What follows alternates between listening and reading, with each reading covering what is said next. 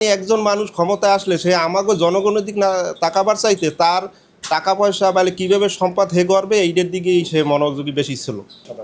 আমি আশা করি বাংলাদেশে যে দুর্নীতিটা চলতেছে খাই বা মানে যারাই ক্ষমতায় যায় তারাই খাওয়ার জন্য ব্যস্ত।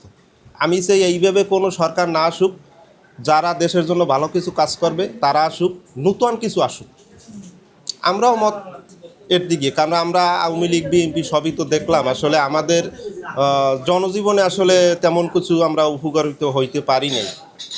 আমরা চাই দেশের জন্য কিছু নূতন কিছু করুক, আমরা নূতন কিছু আপডেট আসুক, আমরা এটা দেখতে চাই। আমি মনে করি জামাত আসলে এখন বর্তমানে দেশের যে পরিস্থিতি আমরা দেখতেছি এতে মানুষ চাইতেছে, মানে আমরা তো নিরপেক্ষ মানুষ, আমরা আসলে তো এইরকম কোনো ঝড়ঝামেলায় আমরা যাই না, আমরা কোনো দলেও নাই, কিন্তু তারপরও আমরা চাইতেছি যে নূতন আসুক, নূতন একজন আসুক, আমরা দেখি যে তার ক্ষমতা তাতে সে আমাদের জন্য দেশের জন্য কি করে বা আমাদের জন্য কি করে হ্যাঁ দেখাই যায়, তাহলে আমরা বুঝতাম যে আসলে নূতন ভালো করছে বা খারাপ করছে, তাহলে সবার উপর একটা করতে পারতাম। আমরা প্রথম থেকে মনে করছিলাম যে হয়তো ভালো কিছু হবে, ইউনূস সরকার আসছে হয়তো আমাদের যে জন্য ভালো কিছু হবে, আসলে দেখতেছি না, ওই একই রকম চলতেছে। হ্যাঁ, আমাদের মোরনগঞ্জবাসী থেকে আমার আশা যে আমরা তো ঘের মাছ চাষ করি এবং পাশাপাশি আমরা কৃষিটারে এখন চাষাবাস করতেছি। আমরা চাই বাগেরহাটে মৎস্য চাষ সবচেয়ে বেশি গুরুত্বপূর্ণ ছিল বা এখনও আছে। আমরা চাই এর দিকে সরকার গুরুত্ব দিক এবং আমাদের পাশে আসুক, দাঁড়াক, তারপরে আমাদের যে সার্বিকভাবে কিছু কথাবার্তা দিয়ে বা আমাদের একটা প্রশিক্ষণ দিয়ে আমাদের জন্য এই ব্যবসাটা আমরা ভালোভাবে পরিচালনা করতে পারি, এই ব্যবস্থাটা তারা করুক। এত তাড়াতাড়ি দিতে পারবে কি আমি আর আসলে আমি দ্বিধাদ্বন্দ্বে আছি যে আসলে আরও পৌঁছাইতে পারে আর কি। পিয়ার পদ্ধতি আমি জানি, পিয়ার পদ্ধতি যদি হয়, পিয়ার পদ্ধতি সিস্টেমটা খারাপ না, কারণ আমাদের এই যারাই আসছে ক্ষমতায় তারা কিন্তু বিগত দিনে যেই আসে সেই দুর্নীতিতে ভরা ভাই।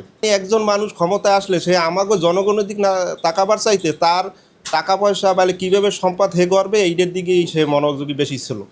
এখন আমরা চাইতেছি যদি পিয়ার পদ্ধতি সিস্টেমটা থাকতো তাহলে ধরেন এই দুর্নীতিটা কম থাকতো এবং আমরা হয়তো কিছু ভালো কিছু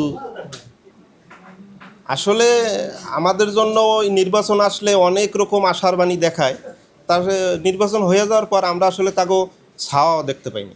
সবসময় এইরকম, সবসময় আমি ছোটোবেলা থেকে দেখতে দেখতে আইছে এইরকম।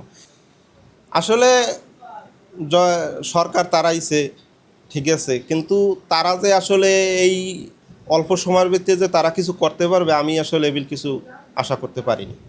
তাদের আরও দেখি তারা মাঠ পর্যায়ে কাজ করুক, তারপরে তাদের ভূমিকাটা আমরা দেখি দেশের জন্য তারা কি করে বা কি বিল কি করতে পারতেছে, তারপরে দেখা উপর আশা করা যাবে। এর ফলে আমরা কিছু আশা করতে পারতেছি এত তাড়াতাড়ি। তারা যদি এই দলের আমাদের দেশে থাকিয়া তারপরে ধরেন পাশাপাশি কাজ করিয়া আমাদের ধরেন চোখে একটা পড়তো, মানুষের ভালোবাসা তৈরি করতে পারতো, তারপর একটা দল গঠন করতো, কিন্তু তারা সরকার তারাই আমি হুটত করে একটা দল গঠন করলো, এটা আসলে আমি ভালো চোখে দেখি।